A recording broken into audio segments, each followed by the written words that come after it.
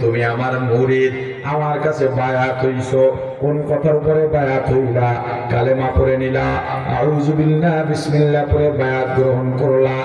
এই মর্মে আমি বায়াত গ্রহণ করতেছি, আমি আর জীবনে মিথ্যা বলবো না, হারাম খাবো না, টিভি দেখবো না, বেপরদায় চলবো না, জেনা করবো না, চুরি করবো না, ডাকাতি করবো না, খুন করবো না, নামাজ ছাড়বো না, রোজা ছাড়বো না, জিকির ছাড়বো না, পরের হক নষ্ট করবো না, কখনো আমি অন্যকে গালি দেব না, মাপে বেশি কম করবো না, অন্যের জমি দখল করবো না, তেলাওয়াত ছাড়বো না, দরুদ ছাড়বো না। আল্লাহ এই বায়াতকে কবুল করেন। এত সুন্দর করে বায়াত গ্রহণ করলা, বায়াত গ্রহণ করে ওয়াদা করে প্রতিশ্রুতি দেওয়ার পরেও তুমি গিয়ে টিভির দোকানে বসো, গীবতের মধ্যে লিপ্ত হয়ে যাও। তুমি নিজেও পর্দা করো না, তোমার বিবিকেও পর্দা করাও না, তোমার মেয়েদেরকেও পর্দা করাও না, ছেলেগুলোকে নামাজের জন্য তাগিদ দাও না। ছেলেগুলোর মধ্যে দিন নাই, আইলেম নাই, আইলেম শেখে নাই, কালেমা পারে না, কোরআন পড়তে পারে না। সন্তানগুলো দিন জানে না, দিন কি, বরং উলামায়ে কেরাম দেখলে তাদের সাথে বেয়াদবি করে। ঘরের মধ্যে সুন্নত নাই, দস্তরখান কি জিনিস জানো না, ঘরের মধ্যে তোমার তেলাওয়াতের কোনো পরিবেশ নাই, ঘুম থেকে ওঠা বা ঘুমে যাওয়ার কোনো নিজাম নাই, খাওয়া দাওয়ার মধ্যে হালাল পদ্ধতি নাই, সুন্নত তরিকা নাই, বাম হাত দিয়ে পানি পান করে টাকুর নিচে কাপড় পরে তোমার বিবি প্রত্যেক বাড়ি করে বাইরে যায়। 24 ঘন্টা ঘরের মধ্যে টিভি চলে, তোমার খানার আগের দোয়া জানো না, বাথরুমে কোন পা দিয়ে ঢোকে, কখন দোয়া পড়তে হয়, ভিতরে ঢুকে কি আমল করতে হয়, বের হওয়ার সময় কোন পা দিয়ে বের হতে হয়, কি দোয়া পড়তে হয় জানো না, মসজিদের দোয়া জানো না, নতুন কাপড় পরার দোয়া জানো না, জামা কিভাবে পড়তে হয়, লুঙ্গি কিভাবে পড়তে হয়, এমনকি জুতা কিভাবে পায়ে দিতে হয়, বাজারে গিয়ে কি আমল করা লাগে, বাজার কেমনে করতে হয়, মানুষের সাথে কিভাবে কথা বলতে হয়, মুসাফার আদব কি, সালামের আদব কি, ওযু কেমনে করা লাগে, নামাজের নিয়ম কানুন কেমনে আছে, কিছু জানো না, কিছু জানো না, জানার চেষ্টাও করো না, তুমি আমার মুরিদ থাকতে পারবা না। এই 4 শ্রেণীর জন্য আদেশ না দাওয়াত? জোরে বলেন। শ্রেষ্ঠ জাতি কারা? আমরা। শ্রেষ্ঠ জাতি কারা? জোরে। কে ঘোষণা করছেন? আমাদের কাজ কি? কল্যাণের কাজ করা। আমাদের দায়িত্ব কি?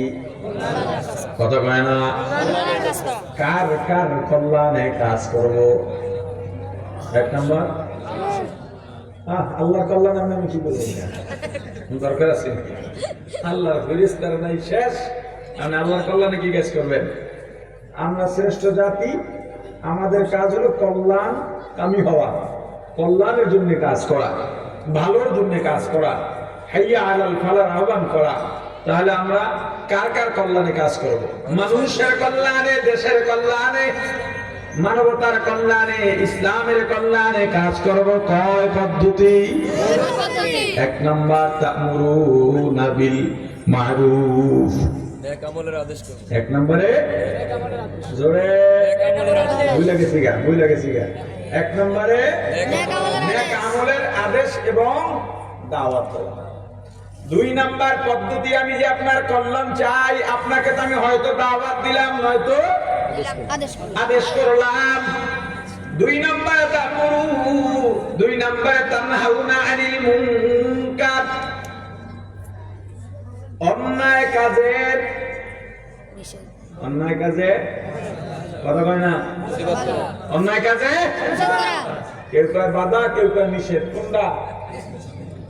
বাধা দেওয়া। অন্যায় কাজে নিষেধটাও আদেশের মধ্যে। নিষেধ মানে কি? আমি এটা করবো না, এটা তো আদেশই, নফি আদেশ। এ ভাই এটা বললো না, এটাও আদেশ। বাধা দেওয়া অন্যায় কাজে, অন্যায় কাজে বাধা না দিলে সমাজ কোনোদিন শুদ্ধ হবে না। এটা ভালো করে মনে রাখেন, এই থিমটা মনে রাখেন। অন্যায় কাজে বাধা না দিলে কোনোদিন সমাজ শুদ্ধ হবে না। আরো জোরে বলেন। দেখেন, আমার রাসূলের কাছে কাফিররা প্রস্তাব নিয়া, হে মুহাম্মদ সাল্লাল্লাহু আলাইহি ওয়াসাল্লাম, আমরা আপনার কাছে প্রস্তাব নিয়ে আসছি, অনুরোধ করব একটা, সুবিধা দেব সব। অনুরোধ কয়টা? সুবিধা সব। আপনি বাদশাহী চাইলেও পাবেন, অর্থাৎ ক্ষমতা দেব আপনাকে, সুন্দরী নারী চাইলেও দেব আপনাকে, প্রাসাদ চাইবেন তাও দেব, সবচেয়ে ভালো ছাওয়ারি যা আছে আপনি পাবেন, পাশাপাশি আপনার ধর্মের দাওয়াতও দেবেন। ভালো করে বুঝছেন বিষয়টা? দাওয়াতও দেবেন। দাওয়াত দিতে কি নাই? বাধা নাই। নারী পাবেন, গাড়ি পাবেন, গাড়ি সাওয়ারি তখন নারী পাবেন, গাড়ি পাবেন, ক্ষমতা পাবেন, আপনার ধর্মের দাওয়াতও দেবেন। অনুরোধ হইল একটা, আমাদের অন্যায় বাধা হইয়া দাঁড়াইবেন না, অর্থাৎ আমাদের ধর্মের বিরুদ্ধে কিছু বলবেন না। তাহলে শুধু দাওয়াতে কাফেররা ভয় পায়, ইসলাম বিদ্বেষীরা ভয় পায়, অন্যায়কারীরা ভয় পায়। তারা ভয় পায় কিসের? বাধা প্রদানকে ভয় পায়। কিসের ভয় পায়? বাধা প্রদানকে।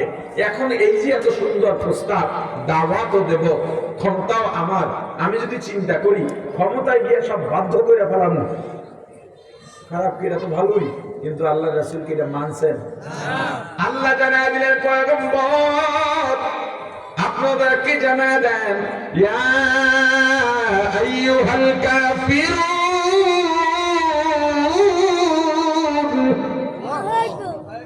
লা আ'বুদু মা তা'বুদুন।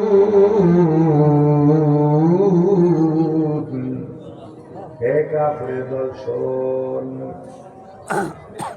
আমি তার ইবাদত করি না, তোরা যার পূজা করিস। তোরা যার ইবাদত করো, আমি তার পূজা করি না। তোদের ইবাদত আমার ইবাদত এক না। আমি যেই ইবাদত করি তোরা সেই ইবাদত করিস না। এই কথাটা ঘুরে ফিরে একবার বলার পর আল্লাহ বলে দিলেন, পয়গম্বর আপনি ফাইনাল সিদ্ধান্ত জানা দেন, লাকুম দীনুকুম ওয়ালিয়া দীন। তোদের কর্মের ফল তোদের, আমাদের কর্মফল আমাদের। আমরা করি গোলামি, আমরা করি ইবাদত, তোরা করিস শিরিক। অতএব শিরিকের পরিণাম যা হওয়ার তাই হবে, ইবাদত আর গোলামির পরিণাম যা হওয়ার তাই হবে। যতটুকু নামবে ততটুকু ভিজবে, বলে না? যতটুকু নামবে ততটুকু ভিজবে। তোদের কর্মফল তোদের, আমাদের কর্মফল আমাদের। আমার রাসূল নবুয়তের আগ পর্যন্ত সবার কাছে আল আমিন ছিলেন। শুধুমাত্র নেক আমলের দাওয়াতের আদেশ করে দিন কায়েম হয় না, অন্যায় কাজের বাধা লাগবে। আপনি যখনই অন্যায় কাজের বাধা দেবেন তখনই আপনি শত্রু হয়ে যাইবেন। যেই লোকটা সবার কাছে প্রিয়, সবার কাছে প্রিয়, নেককার গুনাহগার ভালো মন্দ এই দল সেই দল, সব ফেরকার কাছে প্রিয়, মনে করে নিও এই লোকটা সমাজের অন্যায়কারীদের কাছে কোনো বাধা না। এই লোকটা দিয়া অন্যায় দূর হবে না। এই লোকটা কখনো অন্যায়ের প্রতিবাদ করবে না। এমন লোক হাজারটাও যদি সমাজে থাকে, জুয়া বন্ধ হবে না, হারামি বন্ধ হবে না। সবার কাছে প্রিয়। আওয়ামী লীগও ভালোবাসে, বিএনপিও ভালোবাসে, চরমনায়ও ভালোবাসে, তবলিগওয়ালারাও ভালোবাসে, আক্রোশীওয়ালারাও ভালোবাসে, সবাই ভালোবাসে। মানে কি? যে অন্যায়কারীরা তাকে অন্যায়ের বাধা মনে করে না, রিস্ক মনে করে না, এজন্য ভালোবাসে। ঠিক। প্রাণের ভাই আমার, আমার রাসূল নবুয়তি লাভ করার আগ পর্যন্ত সবার কাছে আল আমিন ছিল। কি ছিল? পৃথিবীর শ্রেষ্ঠ সত্যবাদী এমন একজন মানুষ আর পাওয়া যাবে না যার জীবনে একটা কথা মিথ্যা নাই। তিনি কে? কথা কয় না? রাহমাতুল লিল আলামিন, সাইয়্যিদুল মুরসালিন, ইমামুল মুরসালিন, খাতামুন নবীন, শাফিউল মুজনিবিন, উম্মতের কান্ডারি, মানবতার মুক্তির দূত সাইয়্যিদুনা মুহাম্মাদুর রাসূলুল্লাহ সাল্লাল্লাহু আলাইহি ওয়াসাল্লাম। हम सिराते मुस्तफा बर तमामी हाले उकून इत्तिबाए सुन्नते खैरुल बशर गिरे लाजिम ताबुयाबी आए पेशार मोहम्मद अरबी है व नबी रास्ते पे शवा मोहम्मद अरबी है व नबी रास्ते पे शवा अलहम हुआ उसकी पैदा इससे उजाला आलम हुआ उसकी पैदा इससे उजाला शफीउल उमम हमारा नबी रोज क़यामत शफीउल उमम हमारा नबी रोज क़यामत शफाअत करेगा अल्लाह के पास गुनहगार उम्मत शफाअत करेगा अल्लाह के पास गुनहगार उम्मत। मेरे भाई আমার রাসূল পাহাড়ে উঠে কুরাইশদের ডাকলেন, হে আমার বংশের লোকেরা, তোমরা আমাকে কত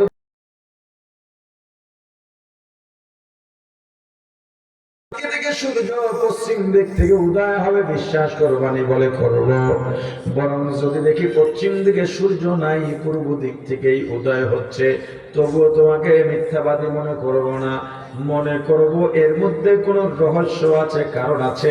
কারণ আব্দুল্লাহর বেটা মুহাম্মদ কোনদিন মিথ্যা বলতে পারে না। আমি যদি বলি পাহাড়ে এই পাশে শত্রু আছে, তোমরা বিশ্বাস করবা? বলে হ্যাঁ।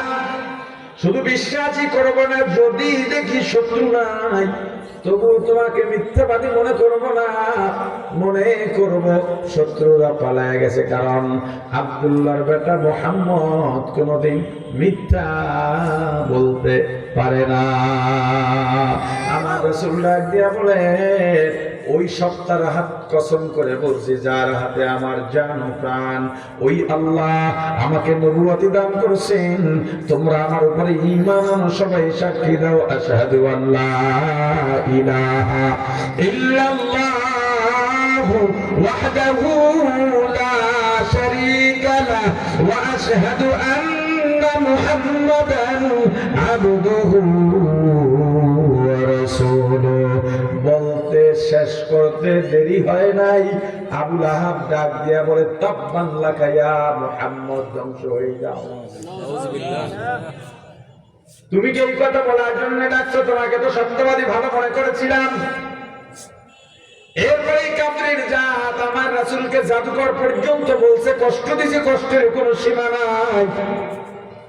ওরে আমার ভাই, যেই রাসূল এতদিন পর্যন্ত আল আমিন ছিলেন, যখনই অন্যায়ের বাধা দিলেন, দাওয়াত দিতে গেলেন, মূর্তি পূজার বিরুদ্ধে কথা বলা শুরু করলেন, আমার রাসূলকে আটকাইয়া বাইরের চিন্তা করে, আমার রাসূলকে ঘেরাও দেয়, আমার রাসূল হিজরত করে চলে যান। আমার রাসূল কাবার সামনে গিয়ে সিজদা দিতেছেন, সিজদায় মাথার উপরে গরু, উটের পচা নারী বুড়ি চেপে দেয়, আমার রাসূলকে মারার জন্য যায়। আমার রাসূলের দান মোবারক শহীদ করে আমার রাসূলকে তায়েফের ময়দানে রক্তাক্ত করে ফেলে দেয়। ওরে আমার ভাই, সৎ কাজ তথা নেক আমলের আদেশ আর দাওয়াত দেওয়া সহজ, এতে কেউ শত্রু হয় না। আপনি বলবেন ভাই নামাজে চলো, ভাই রোজা রাখো, ভাই তেলাওয়াত করো, ভাই জিকির করো, দরুদ পড়ো, দান করো, সত্য বলো, মিথ্যা বলো না, দেখবেন সবাই বলবে লোকটা ভালো, কিন্তু আপনি যখন টিভির দোকানে গিয়া বলবেন, হে দোকানদার, তোমার দোকানে আর টিভি চলতে পারবে না, আমার এলাকার যুবকরা বুড়ারা এখানে এসে বসে গুনাহ কামায়, চলবে না, বিশেষ করে আজানের সময়, নামাজের সময়, রমজান মাসে বন্ধ রাখা লাগবে, রমজান মাসে দিনের বেলা হোটেল রেস্তোরাঁ খোলা রাখতে পারবা না, যদি রাখতে চাও আমি দাঁড়ায় যাব, এলাকায় নাচ গানের অনুষ্ঠান হবে, সেটা আমি বাধা দেব, করতে পারবো না, পারবা না, দেখবেন তখন সবাই তার উল্টা হয়ে যাবে। এই যে বাধা প্রদান করে না কেন? অন্যের বাধা প্রদান করলে শত্রু হয়ে যাওয়া লাগে, এখানে ভুলে যায় আমি শ্রেষ্ঠ জাতি, আমাকে কল্যাণের জন্য পাঠানো হয়েছে। পদ্ধতিও বইলা দিছেন আল্লাহ, আমার রাসূলকে বলা হয়েছে শুধু আমাদের বিরুদ্ধে বলবেন না, আমার রাসূল মানছিল নাকি? কথা বলে না। অন্যায়ের বাধা দিবা, এটা তোমার কল্যাণের একটা সিস্টেম। যেমন মনে করেন এলাকায় একজন তাহাজ্জুদ গুজারি আছে, তেলাওয়াত দৈনিক তেলাওয়াত করে, তাসবিহ পড়তেই থাকে, আওয়াবিন ইশরাক এমনকি সাজদের নামাজ বাদ দেয় না। এমন একজন বুজুর্গ কিন্তু কোনদিন জুয়া বাধা দেয় নাই, কোনদিন ছেলেরা ক্যারাম খেলে বাধা দেয় নাই, কোনদিন তাস খেলে কোনদিন বাধা দেয় নাই, রমজানের দিনের বেলা হোটেলের রেস্তোরাঁ খোলা রাখে বাধা দেয় নাই। এই লোকটা যদি রাস্তা দিয়া যায় আর সামনে যদি 4টা লোক বসে বসে 5টা লোক জুয়া খেলে, একজন ডাক দিয়া বলবে অমুক দরবেশ আসতেছে, বাকি 4টায় বলবে টেনশন নাই, আমাদের জুয়া খেলায় উনি বাধা না, উনি কোনো সমস্যা না। কথা কয় না? এরকম 1000 দরবেশ যদি আপনাদের এই ওলামা বাজারে থাকে, বলেন এই ওলামা বাজারের সুদখোর, ঘুষখোর, জুয়াখোর, জেনা, মদ, ব্যভিচার বন্ধ হবে আর জোরে।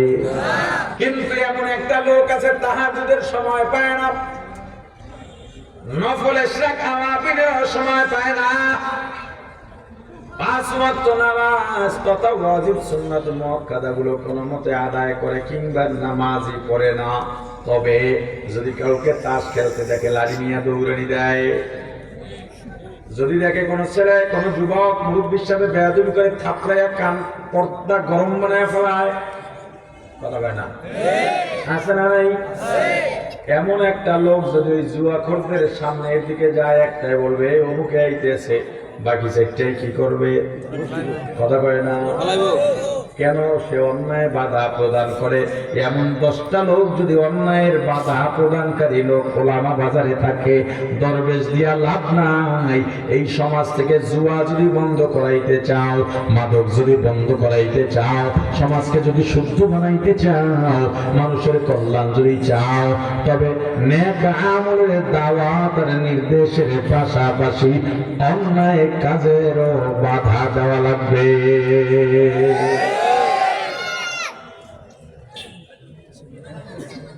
আল্লাহ আমাদেরকে শ্রেষ্ঠ জাতি বানায় পাঠাইছেন কেন? মানুষ, দেশ, মানবতা আর ইসলামের কল্যাণের জন্য।